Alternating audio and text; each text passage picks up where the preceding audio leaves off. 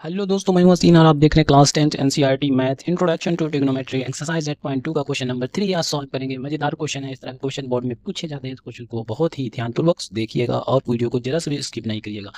tan a plus B is equal to √3 and tan a minus B is equal to 1/√3 और a और plus B का जो सम है वो एक्यूट एंगल है, यानी 0 और 90 के बीच में आता है।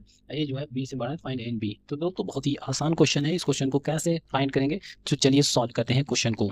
सबसे पहले हम यहाँ tan a प्लस बी जो दिया है √3, इसको क्या लिख सकते हैं आपको बता दें।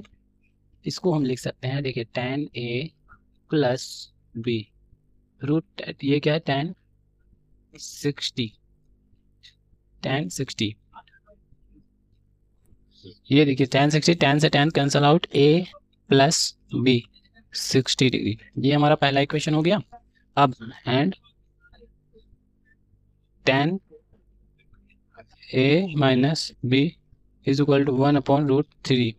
तो अब इसमें क्या करेंगे, देखिए tan a माइनस बी 1/√3 किसकी वैल्यू होती है, हम इसमें देखिए tan 1/√3 इसे 30 tan 30 डिग्री। ये tan से tan कैंसिल हुआ, a minus B is equal to 30 degree. ये हमारा दूसरा। अब हम क्या करेंगे, एक को दो से के साथ जोड़ देंगे, एडिंग इक्वेशन 1 2, दोनों को जोड़ देंगे तो यहाँ से देखिए a plus B is equal to 60 degree, a minus B is equal to 30 degree. ठीक, b से by cancel, 2a is equal to आ जाएगा, इसको जोड़ेंगे 90। अब यहाँ पे a बराबर क्या आ जाएगा, डिवाइड कर देंगे तो 2 से 90 को डिवाइड करेंगे 45 डिग्री, a की वैल्यू 45 आ गई।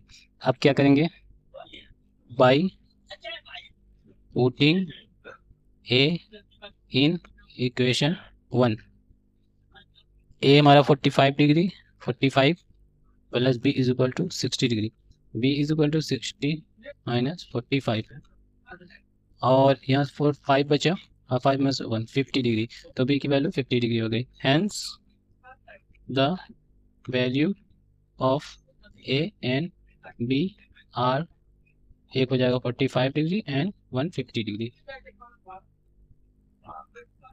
अब क्वेश्चन नंबर 4 को सॉल्व करेंगे। अभी हम लोगों ने क्वेश्चन नंबर 3 को सॉल्व किया।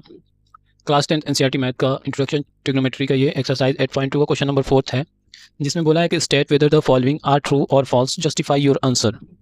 इसमें हमें ट्रू फॉल्स करना है और बताना है कि ये क्यों ट्रू है, ये क्यों फॉल्स है। सबसे पहला इस क्वेश्चन का पहला पार्ट है साइन ब्रैकेट के अंदर a plus B is equal to sine a plus sine B. तो ये फॉल्स है। इसका रीज़न इसलिए फॉल्स है क्योंकि साइन ये पूरा थीटा है और ये साइन थीटा कहलाएगा, और इसका जो फॉर्मूला होता है sine a sine b cos a cos b होता है। तो ये रॉन्ग है, इसलिए हम इसको फॉल्स कर दिए।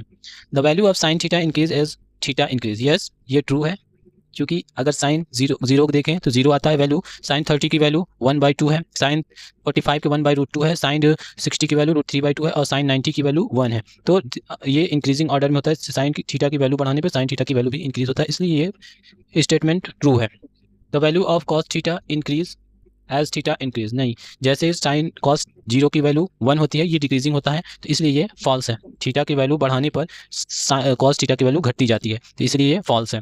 Sign theta is equal to cos theta, ये भी फॉल्स है। साइन थीटा कॉस थीटा नहीं होता, जैसे कि साइन 0 डिग्री बराबर 0 होता है, उसी तरह कॉस 0 डिग्री बराबर 1 होता है। तो ये सेटिस्फाई नहीं कर रहा है। तो ये साइन थीटा और कॉस थीटा कभी भी इक्वल नहीं होते। एक केस में इक्वल होते हैं, साइन 45 और कॉस 45 की वैल्यू जो होती है 1/√2 दोनों की होती है, बस एक ही केस में होती है। तो इसलिए साइन और कॉस फॉर ऑल वैल्यू, सभी वैल्यू के लिए सही ट्रू नहीं है, इसलिए फॉल्स है।